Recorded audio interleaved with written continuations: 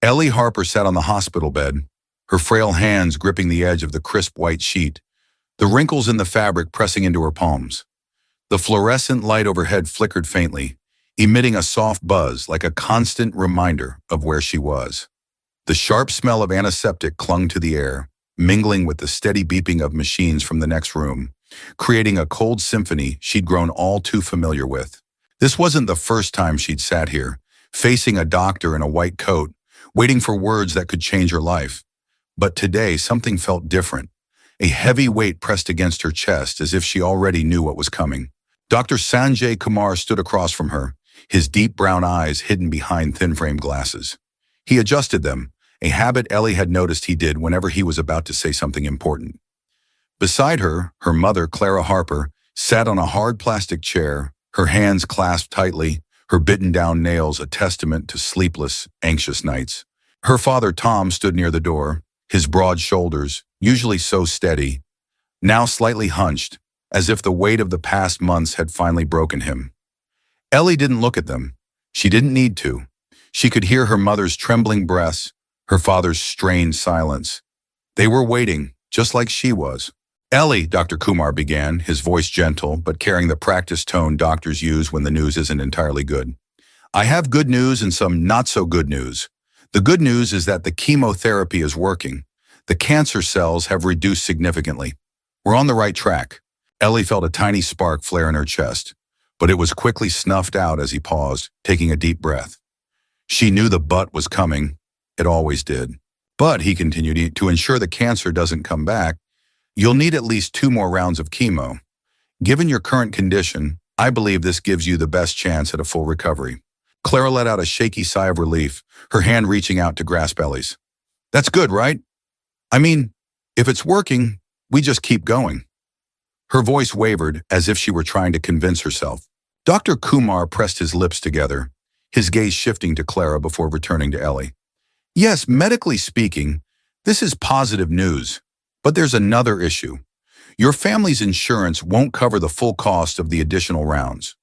With the price of the drugs and treatment, the out-of-pocket cost will be—" He paused, flipping a page on the clipboard in front of him, though Ellie suspected he already knew the number by heart.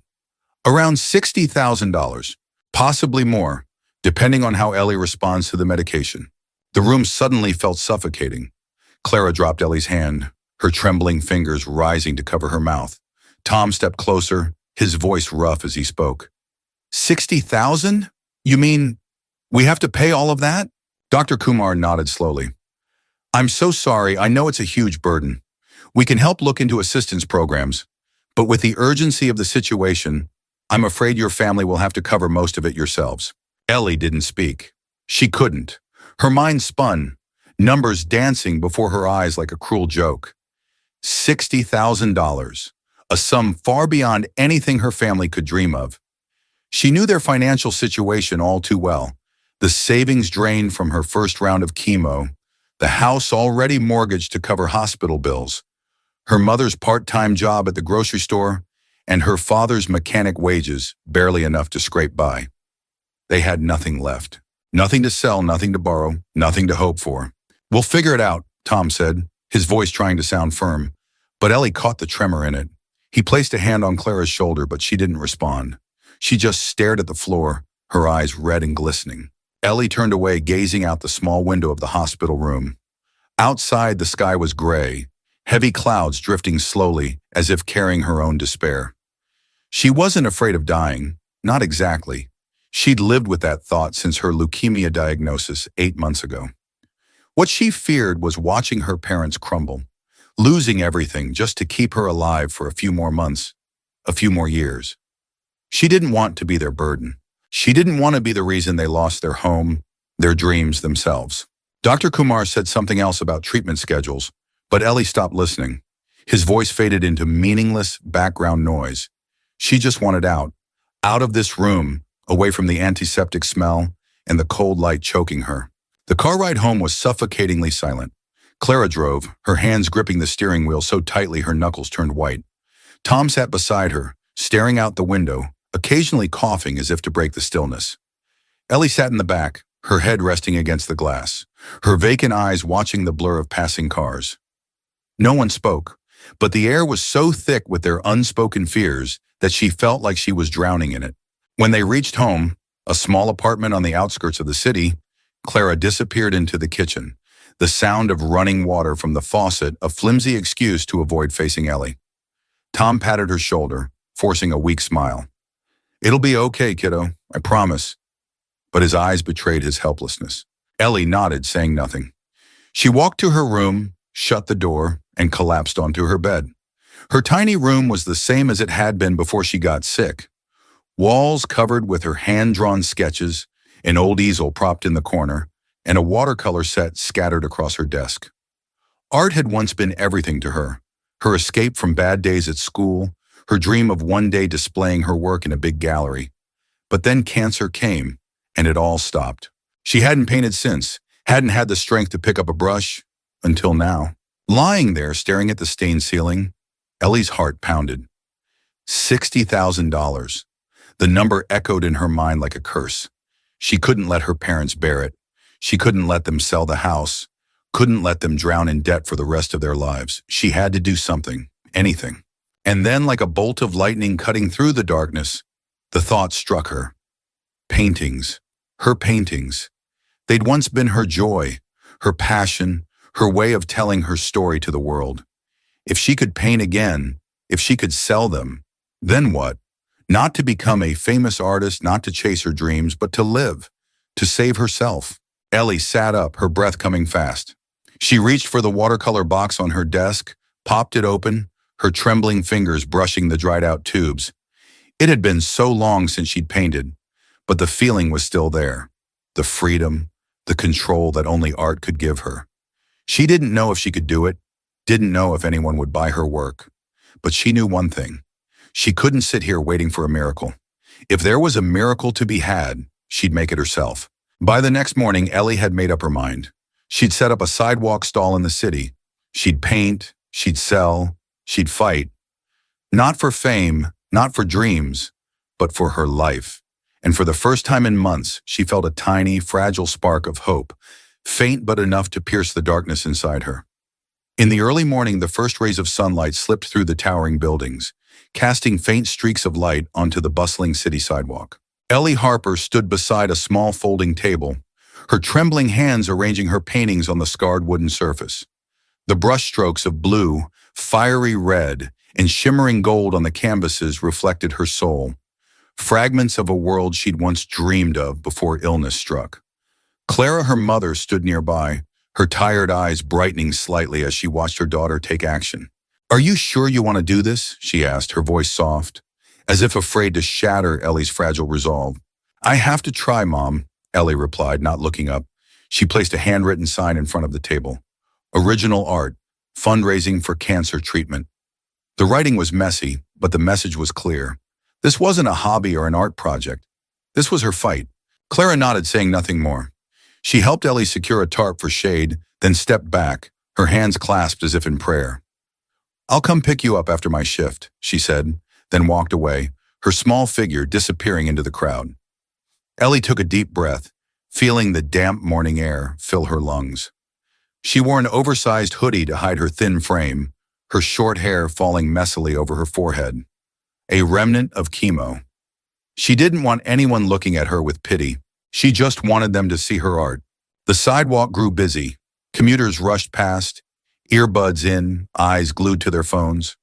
A group of tourists stopped to snap photos of a mural a few meters away, but no one noticed Ellie's little stall. She sat on a folding chair, gripping the table's edge, trying to stay calm. Each time someone slowed down, her heart beat faster, but they'd only glance and move on. A middle-aged man in a gray suit paused, read her sign, then shook his head as if recalling something and walked away. Ellie bit her lip, telling herself to be patient. The sun climbed higher, the air turning muggy. Sweat trickled down the back of Ellie's neck, and her body began to tremble with fatigue, a reminder of the chemo days still haunting her. She reached for a water bottle, took a small sip, and tried to focus. Before her, the paintings silently told their own stories. One depicted a city at night with flickering lights, another an abstract portrait of a woman with sad eyes. Each stroke was a piece of her, and now they were her only hope to keep living. Around noon, an elderly woman in a green sweater stopped. She tilted her head, admiring a landscape painting, lush green hills under a vibrant sky. "You paint beautifully," she said, her voice warm. Ellie smiled, feeling a wave of relief for the first time that day. "Thank you, it's $60. The woman nodded, rummaging through her purse for cash. "I'll take it. My granddaughter loves art." She handed Ellie three $20 bills, and Ellie carefully wrapped the painting in old newspaper. As the woman walked away, Ellie clutched the money, feeling like she'd won a small victory. $60, not enough to change much, but enough to make her believe she could do this. But the joy didn't last. The next hour passed in silence.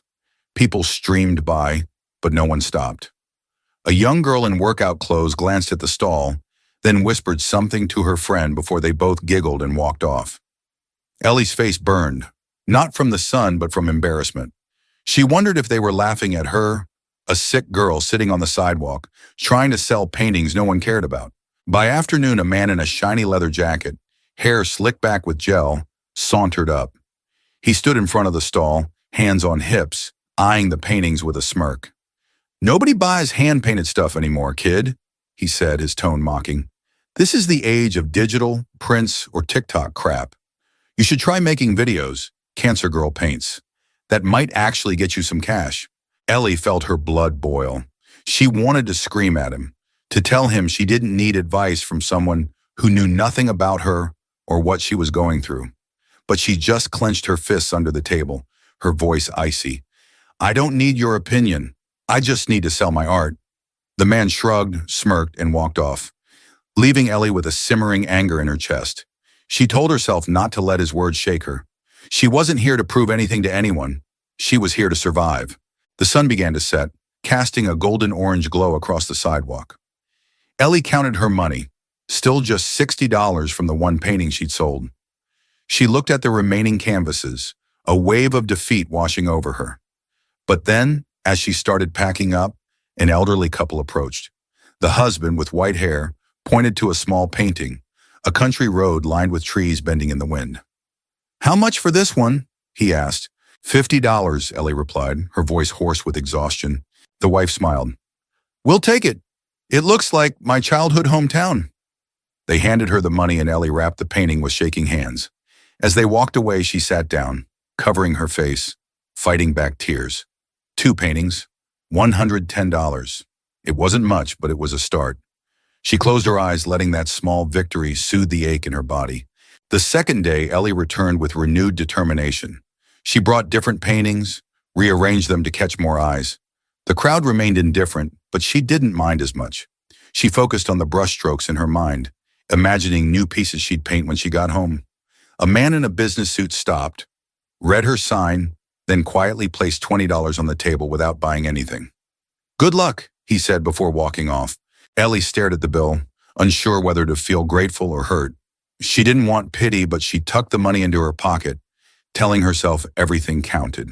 By the third day, she sold another painting, a seascape, for $80 to a middle-aged woman in a red coat. The woman didn't say much, just nodded at the sign and handed over the cash. Ellie began to realize something. The buyers weren't just buying art. They were buying her story. It made her both proud and uneasy. She didn't want to be the cancer girl. She wanted to be Ellie, an artist. But if that's what it took to survive, she'd accept it. Each day wore her down more. The heat made her dizzy, and the lingering pain from chemo tormented her at night. But she didn't give up. She showed up every morning, sat there for hours, smiling at those who stopped, even if the smile was sometimes a mask for her exhaustion. By the end of the week, she had $310, a tiny fraction of the $60,000 she needed, but proof she could do something. On Sunday afternoon, as the sunset painted the sidewalk red, Ellie sat alone, watching the crowd thin out. She ran her fingers over an unsold painting, a cityscape with cars speeding through the dark. It reminded her of the action movies her dad used to watch, the thrilling chases she'd once loved. She smiled faintly, wondering if her life would ever feel like one of those films, where a hero swoops in and changes everything. She didn't know that, just a few days later, it would become true. On Monday morning, Ellie Harper woke with a heaviness in her bones. The night before, she'd barely slept, the dull ache from old chemo sessions flaring up, keeping her tossing and turning in bed. But she didn't allow herself to rest. She pulled on her familiar hoodie, tied her hair back neatly, and carried a fresh stack of paintings to her sidewalk stall. The $310 from the previous week sat snugly in a small tin box under the table. A start, but still just a grain of sand compared to the mountain of medical debt looming ahead. She told herself she had to keep going, even as her legs trembled with each step and the early sunlight stung her eyes. The sidewalk was busier than usual today. A group of school kids passed by, their laughter echoing as they shoved each other, darting past Ellie's stall. She paid them no mind, quietly arranging her paintings, one a sunset over the sea, another an abstract image of birds soaring across a gray sky. Her handwritten sign still stood there, the ink slightly faded from sun and wind, but its message unchanged. Original art. Fundraising for cancer treatment. Ellie sat down, hands clasped, waiting. The stream of people flowed by as it always did, fast, indifferent, and rarely noticing. A man in athletic wear paused, eyeing a painting of a city at night, but then shook his head and moved on. Ellie bit her lip, trying not to let disappointment creep in. She was used to this, but each dismissal still felt like a tiny cut to her confidence. She wondered if her art wasn't good enough, or if her story didn't move anyone.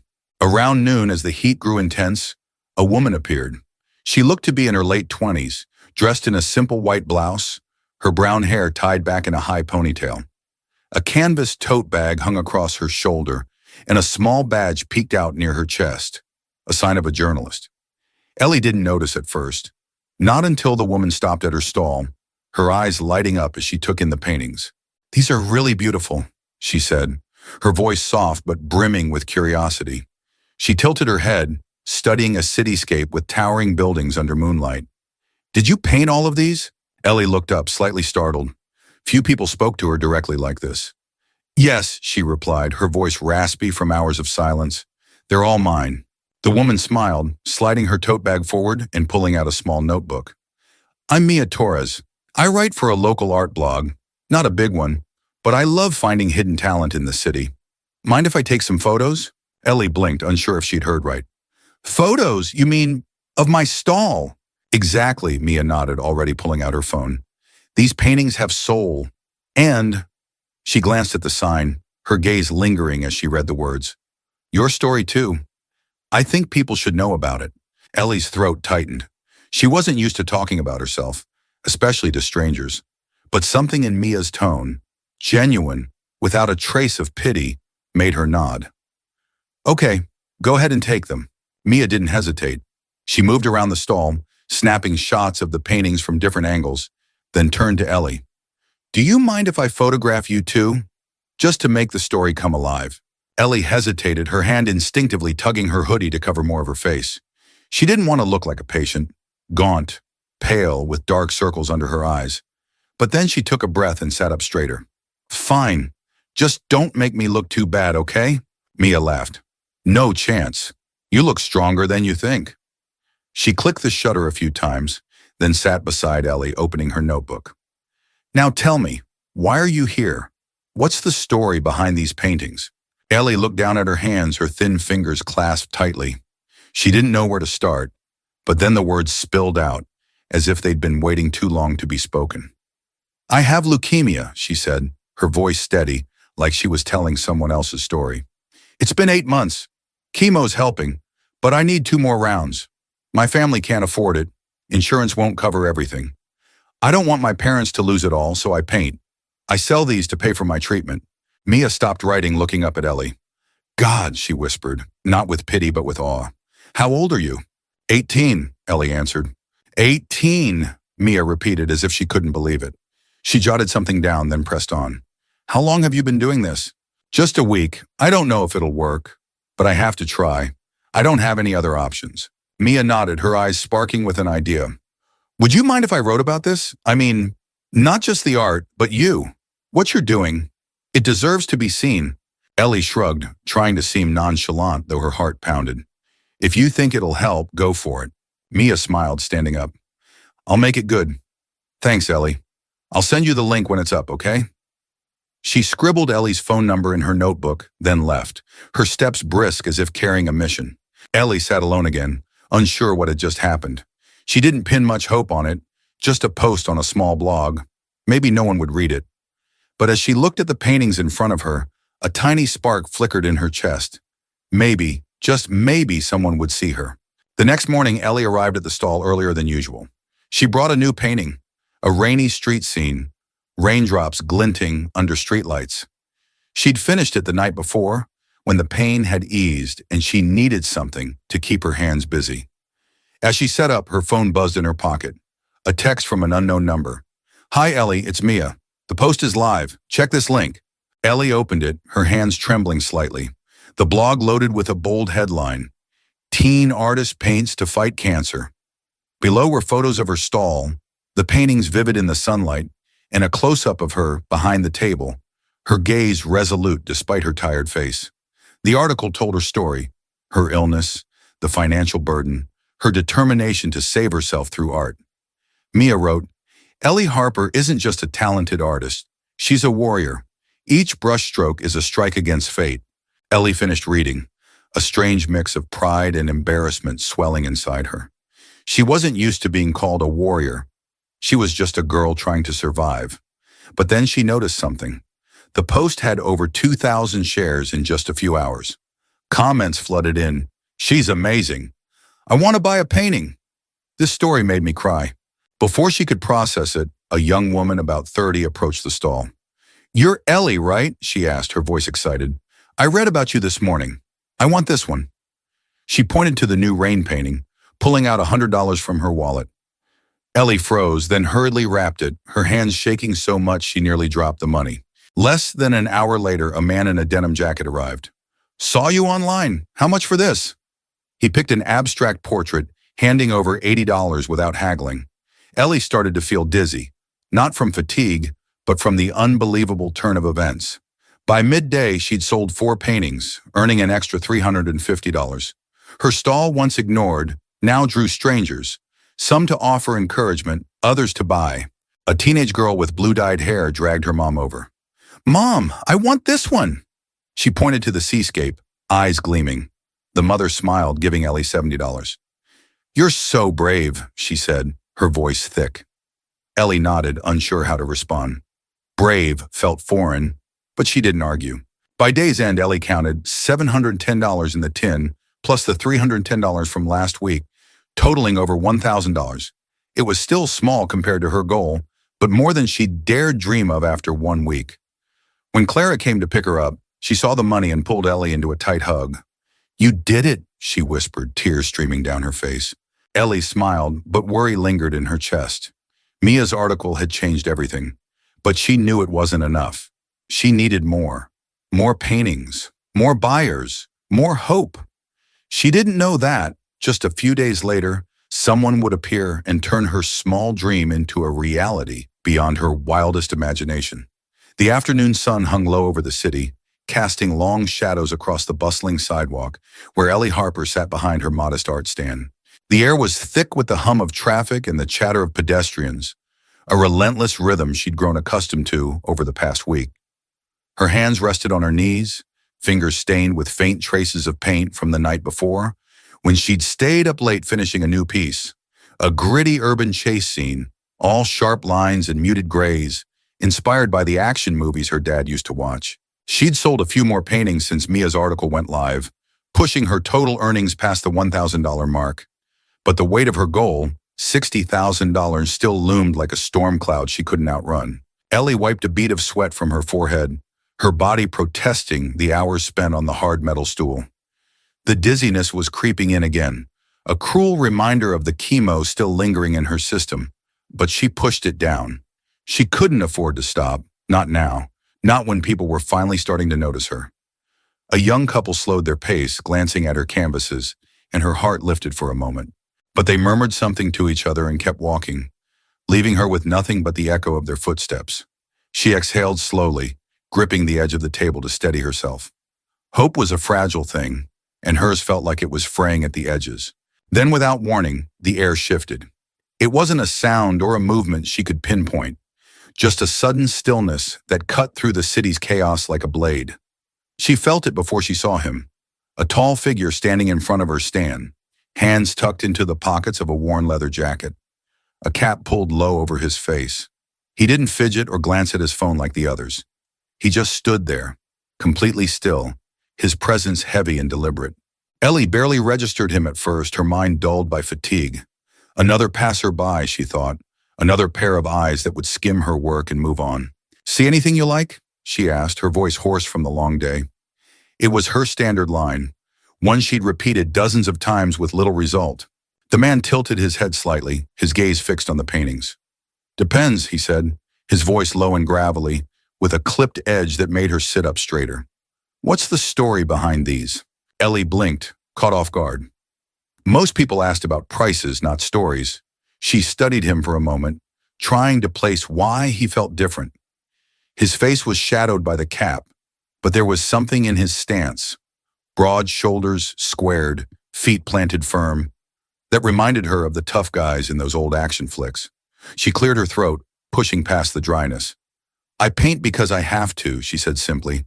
"It's the only thing keeping me going right now." He didn't respond, just waited, his silence pulling more out of her. So she kept going, the words spilling out like paint from a tipped-over can. "I've got cancer. Been fighting it for months. The treatment's working, but it's expensive. Too expensive for my family. Every brushstroke, every sale, it's me trying to take my life back." That's the story. When she finished, he didn't flinch or offer the usual platitudes. He just nodded, a single sharp motion, and reached for a painting. It was the new one, the urban chase scene, with a lone figure running through a maze of concrete and steel, headlights cutting through the dark. He lifted it from the table, turning it slightly in the fading light, his fingers tracing the edge of the canvas. "This one," he said. "How much?" Ellie swallowed, her mouth dry. $150, she replied, picking a number that felt fair for the hours she'd poured into it. She expected him to haggle or walk away. Most people did when the price went over $100, but he didn't. Instead, he set the painting down, reached into his jacket and pulled out a checkbook. A checkbook. Ellie's brow furrowed. Who carried those anymore? She watched, half dazed, as he uncapped a pen with a flick of his thumb, his movements quick and precise. He scribbled something, tore the check free with a sharp rip, and handed it to her. "Here." She took it hesitantly, her fingers brushing the paper as if it might burn her. Then she saw the number. Her breath stopped, her vision blurred at the edges, locking onto the bold black ink. $40,000, not $150, not $1,000, $40,000. Her hands started to shake, the check trembling like a leaf in her grip. "This," she whispered, her voice cracking. "This can't be right. There's no way." "It's right," he cut in, his tone flat but firm. He tipped his cap back slightly, revealing his face for the first time. Hard lines, a jaw like granite, and piercing eyes that seemed to see straight through her. Ellie's heart slammed against her ribs. She knew that face.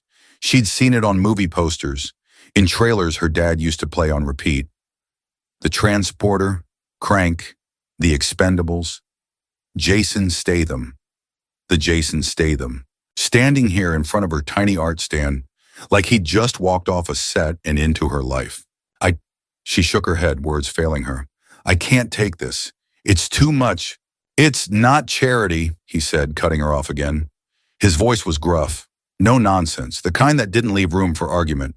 "It's a damn good painting. Worth every penny." He paused, his eyes narrowing slightly. "You've got grit, kid. Keep using it." Ellie couldn't breathe. She stared at him, then back at the check, then at him again, her mind racing to catch up. People were starting to notice now. A teenage boy across the street slowed his bike, squinting in their direction. A woman with a stroller turned her head, her phone half raised. Whispers rippled through the crowd, soft at first, then louder. "Wait, is that? No way, it's him! Jason Statham?" And then it broke loose. A guy in a baseball cap shouted, "Holy shit, it's Jason Statham!" Phones shot up like a forest of metal trees, cameras clicking, videos rolling. A group of college kids rushed over, their voices overlapping in a chaotic buzz. Dude, what's he doing here? Is he buying something? No way, no way. Ellie felt the world tilt, the noise crashing over her like a wave. But Jason didn't flinch. He stood there, hands back in his pockets, calm as stone, like he'd seen this 1,000 times and it didn't faze him one bit. The crowd pressed closer, and then the real madness started. A man in a blue polo shirt pushed forward, grabbing a painting, a cityscape with jagged rooftops, and thrust a wad of cash at Ellie. I'll take this one. How much? Before she could answer, a woman in a sundress snatched another canvas, a swirling abstract piece, and waved her wallet. This one's mine. Name your price. Ellie sat frozen, her hands still clutching the check, as people swarmed her stand. They weren't just looking anymore. They were buying, grabbing paintings left and right, their voices a frantic chorus. $80, she blurted out to the man, her voice barely audible over the din. He shoved the money into her hands and ran off with the painting like he'd just won a prize. The woman in the sundress tossed $100 at her, muttering, "Keep the change." A teenage girl dragged her mom over, pointing at a small seascape. "Mom, I need it. Please, before they're gone." The mom fumbled with her purse, handing Ellie $70 without a second thought. Within minutes, the table was nearly empty. Paintings that had sat untouched for days vanished in a blur of hands and cash. Ellie's head spun, her fingers fumbling as she stuffed bills into the tin box, the check still pinned under her palm. She couldn't keep up. People were shouting prices, waving money, asking questions she didn't have time to answer. A guy in a suit who'd walked past her earlier that day doubled back, his eyes wide. Wait, he bought one? For how much? He spotted the check in her hand, the number visible for a split second, and his jaw dropped. 40 grand? Are you kidding me? That was the spark. The crowd exploded. $40,000, someone gasped. He paid $40,000 for a painting. I want one too. Another hand shot forward, another painting disappeared. Ellie's stand, once a quiet corner of the sidewalk, had become the epicenter of a frenzy. She looked up, dazed, and saw Jason still standing there, a faint smirk tugging at his lips as he watched the chaos unfold. Told you, he said, his voice cutting through the noise just enough for her to hear. Keep painting, kid. And with that, he tipped his cap, turned, and walked away, his broad frame cutting through the crowd like a ship through waves.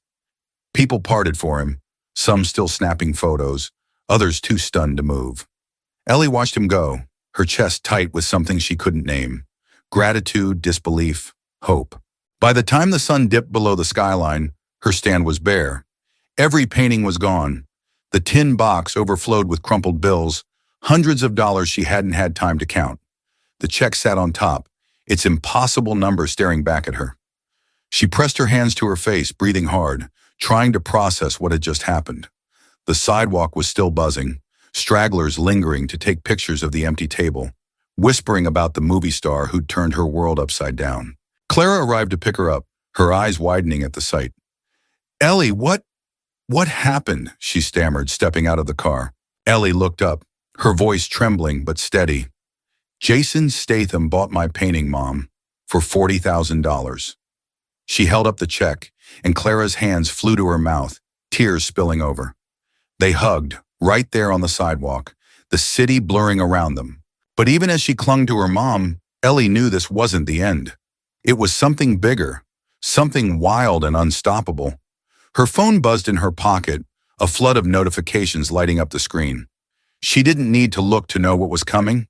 The world had seen her now, and it wasn't going to forget.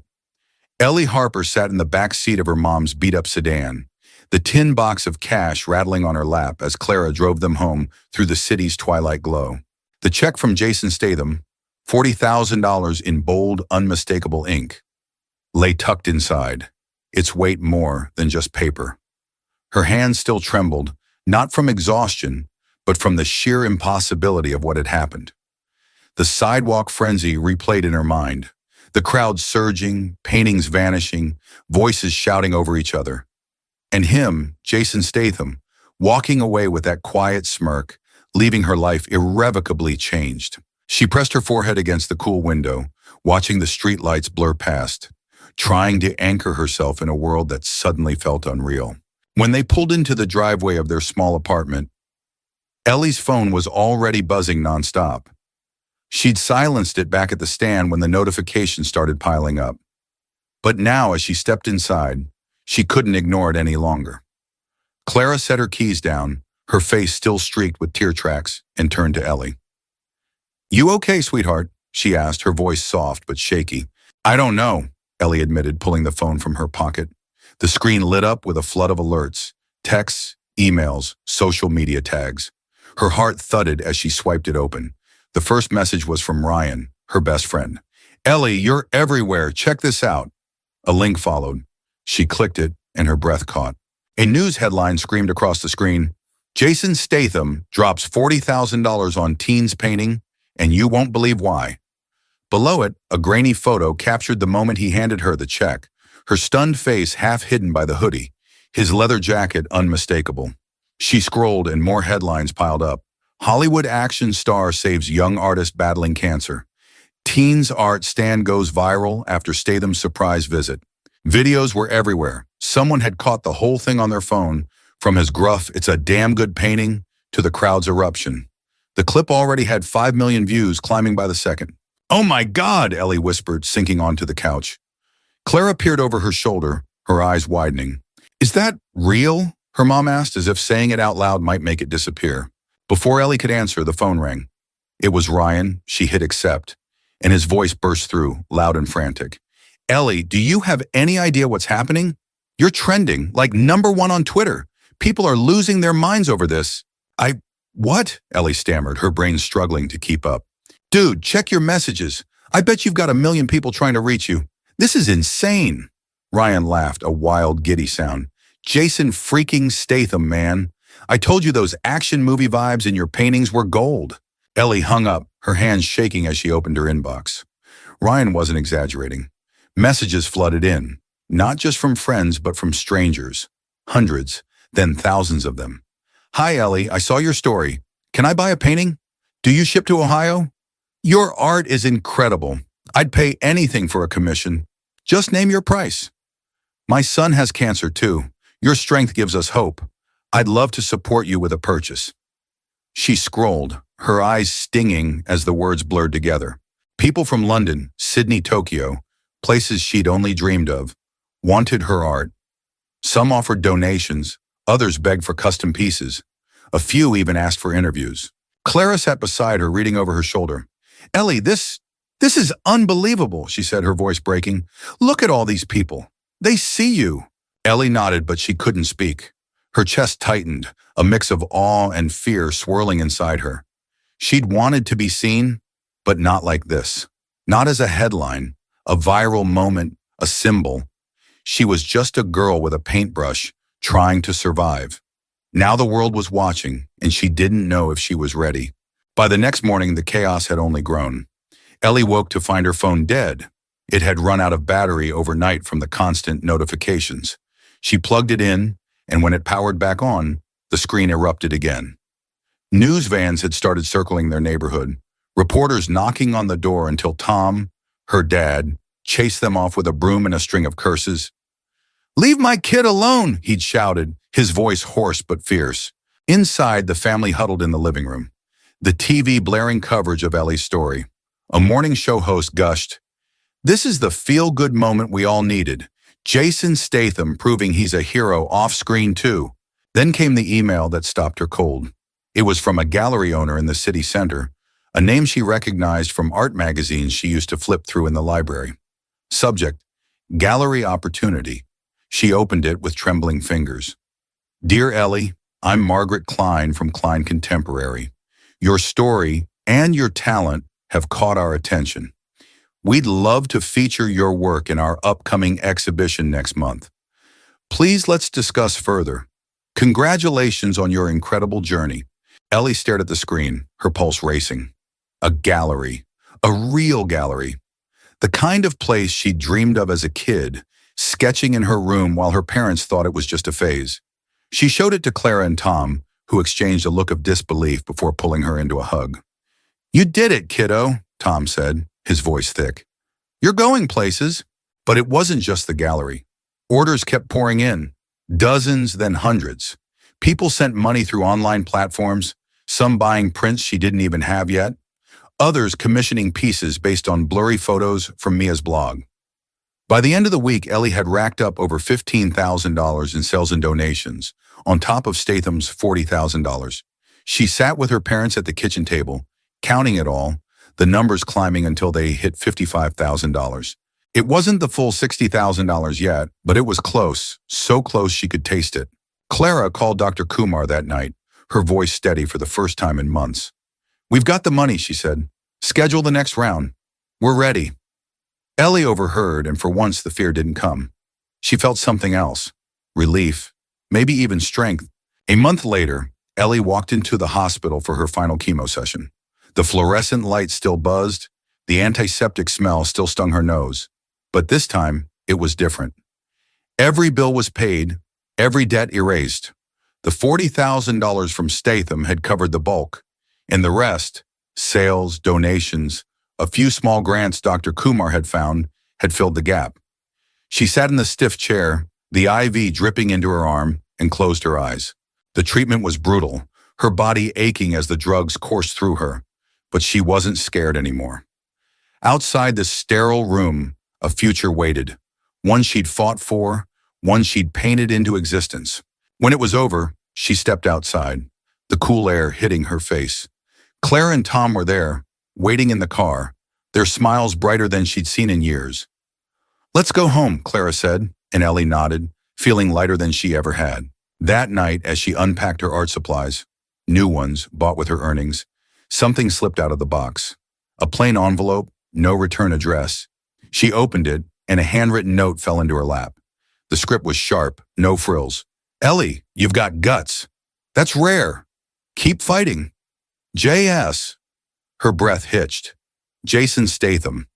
He'd tracked her down somehow and sent this. She pressed the note to her chest, tears welling up, not from sadness but from a quiet, fierce pride. She didn't tell anyone about it. Not yet. It was hers, a private piece of the storm that had swept her up. Instead, she picked up a brush and started painting. The canvas filled with bold strokes, dark streets, a lone figure running, headlights piercing the night. It was for him, a thank you she'd never send, but also for herself, a reminder of what she'd survived. The next morning, her phone buzzed again. Another email from Margaret Klein. "Exhibition confirmed. We're expecting a full house. Get ready, Ellie. You're a star." She smiled, a real one this time, and looked at the half-finished painting on her easel. The world knew her now, but she was just beginning to know herself. Ellie Harper stood in the middle of her cramped bedroom, the faint smell of paint lingering in the air, as she packed the last of her canvases into a cardboard box. It was a week after her final chemo session, and though her body still ached with the echoes of treatment, there was a lightness in her step she hadn't felt in months. The room, once a sanctuary of quiet despair, now buzzed with purpose. Brushes lined the desk, tubes of color spilled across the floor, and sketches pinned to the walls fluttered as she moved past. She was no longer just surviving, she was building something new. Outside, the city hummed its usual song, car horns, distant voices, the occasional siren. But inside, Ellie's world was shifting. The exhibition at Klein Contemporary was set for tomorrow night, her first official show, and the thought sent a shiver down her spine. Margaret Klein had called earlier that day, her voice crisp with excitement. "We've sold out the pre-sale tickets, Ellie. People are coming from all over to see you. Get some rest. You're about to step into the spotlight." Ellie had mumbled a thank you, but as she hung up, her stomach twisted. The spotlight. She'd wanted to be seen, but now that it was real, it felt like standing on the edge of a cliff. She sat on the bed, the note from Jason Statham still clutched in her hand. She'd read it a dozen times since it arrived, tracing the sharp lines of his handwriting. "Ellie, you've got guts. That's rare. Keep fighting. J.S." It was simple, blunt, exactly like him, and yet it carried a weight she couldn't explain. She folded it carefully, slipping it into the pocket of her hoodie.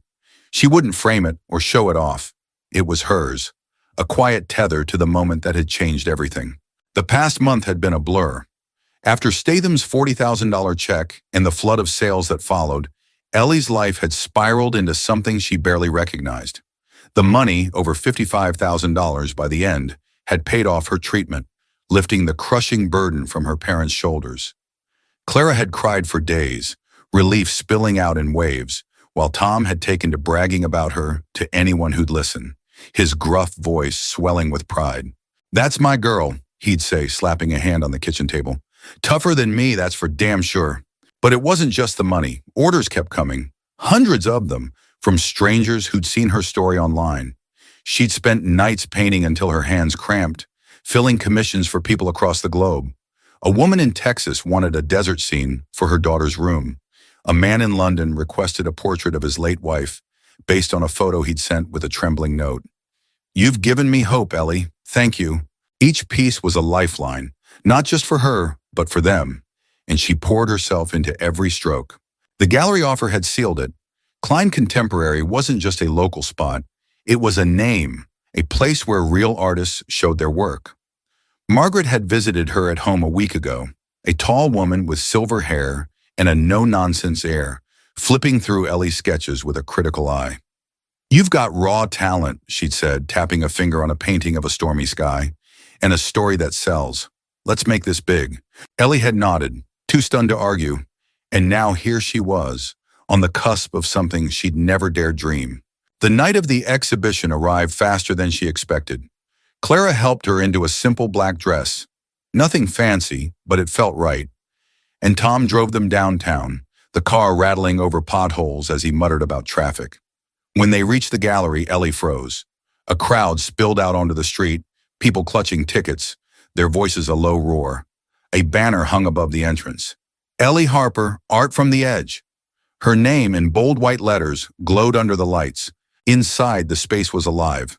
Her paintings lined the walls, cityscapes, abstracts, the chase scenes she'd never sell, all framed and lit like they belonged. People milled around, glasses of wine in hand, their murmurs filling the air. "She's so young," someone whispered. "That Statham story, unbelievable," another said. Ellie clung to her mom's arm, her heart pounding, until Margaret swept in, guiding her through the room with a firm hand. "Chin up, Ellie," she said. "They're here for you." And they were.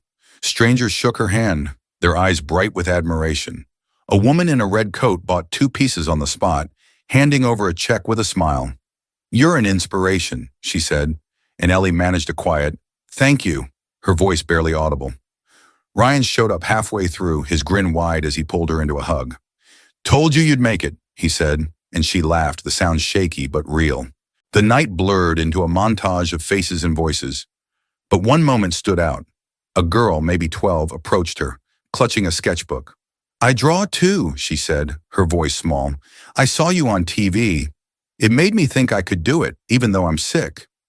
Ellie knelt down, her throat tight. "You can," she said. "Don't stop, okay?" The girl nodded, and as she walked away, Ellie felt something shift inside her. This wasn't just about her anymore. By the end of the night, the gallery had sold nearly every piece. Over $20,000 in sales, Margaret told her later, with more offers still coming. Ellie stood alone for a moment, staring at the empty wall where her first painting, the urban chase scene, had hung. She'd kept it, refusing to let it go. It was Statham's now, part of his private collection, a silent bond between them. She didn't need to sell it to know its worth. When she got home, exhausted but awake, she pulled out a fresh canvas. The brush felt steady in her hand, the paint flowing like it hadn't in months. She painted a figure in shadow, a man in a leather jacket, standing against a city skyline, his back to the viewer. It was him, but it was her too. A story of grit and survival, captured in strokes of black and gold. She finished it at dawn, the first light creeping through her window, and leaned back, a quiet smile on her lips. A week later, she sat with her parents in Dr. Kumar's office. The tests were back. "Clean," he said, "the cancer in remission." Clara sobbed. Tom gripped her hand, and Ellie just nodded, the words sinking in slowly.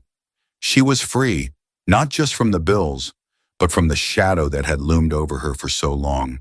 That night, she wrote a letter she'd never sent. "Mr. Statham, I don't know if you'll ever read this, but thank you. You didn't just buy a painting, you gave me a chance. I'm still fighting, like you said. Ellie. She tucked it into her sketchbook next to his note and closed the cover. The next morning, she started a new painting, not for a commission, not for money, but for herself. The gallery show had launched her career, her inbox overflowing with requests, but this one was different. It was a sunrise over the city, bold and bright, a promise of what lay ahead. She didn't know where it would take her, but for the first time, she wasn't afraid to find out. Ellie Harper had painted her way out of the dark, and now with every stroke, she was painting her way into the light.